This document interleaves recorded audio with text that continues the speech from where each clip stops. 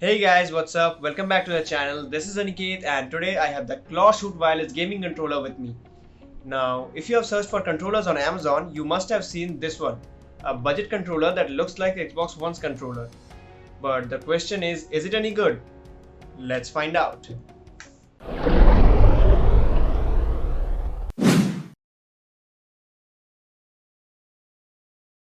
So the Clawshoot wireless gaming controller comes in this sort of packaging. This is a controller specifically designed for PC, so you don't get to see any other platform compatibility. Inside the box, you get to see the controller, a dongle receiver, a micro USB charging cable, and an instruction manual.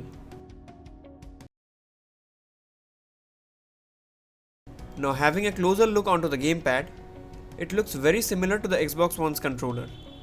The controls are a bit large compared to other controllers. Analog sticks have a nice grip, and the D-pad is also big compared to the others. Right on the face, you get to see the light indicators for charging and connection, and at the top you get to see the micro USB port for charging. The triggers and shoulder buttons both are broad and are easily reachable. And lastly, you get to see nice rubberized textures on both sides for better grip.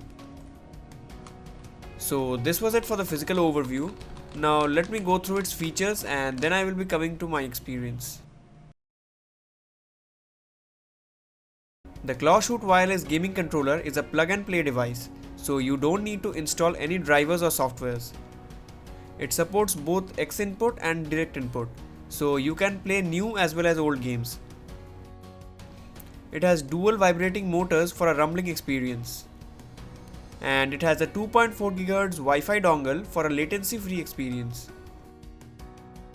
And lastly, it has an inbuilt battery, the capacity of which is 400 mAh.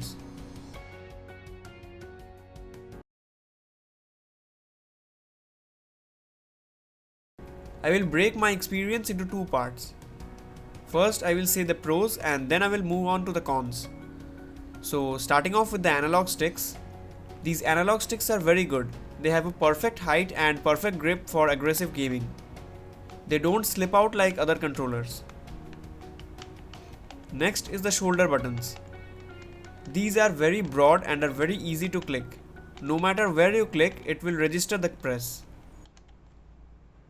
And lastly, the grips on the side. If you are a person whose hands get wet, Yeah, boy. If you are a person whose hands get wet while playing for a long time, then these grips will come into work. These are good grips and the controller doesn't slip out. Now coming on to the cons, the first con is the triggers. Both the triggers make a springy noise and it feels very cheap. The action buttons are not that satisfying and kinda hard to press. Whenever the battery is low, it gets disconnected without giving signals.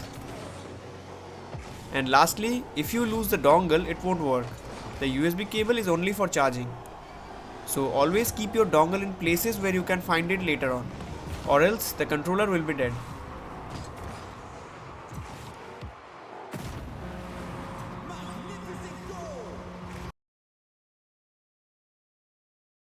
The battery life of this controller is good. It provides about 10 hours of battery life on a full charge as advertised. It takes around 2 hours to charge and it is usable while charging. But you may face connectivity issues, so I will recommend you to charge it and then play. And the USB cable is just a charging cable, so if you have connected it with your PC, you will still need the dongle to use it. For 14 to 1500 rupees is an okayish controller. There are some flaws, but there are some good things as well. Now, if you are searching for a controller at this price, then you can go with this, or else you can increase your budget slightly and go with the Redgear Pro Wireless Gamepad, which I will be reviewing very soon. So for that video, subscribe to my channel right now. The link for the Clawshoot Wireless Gamepad will be in the description. And as always, I will be catching you guys in the next one. Until then, peace out.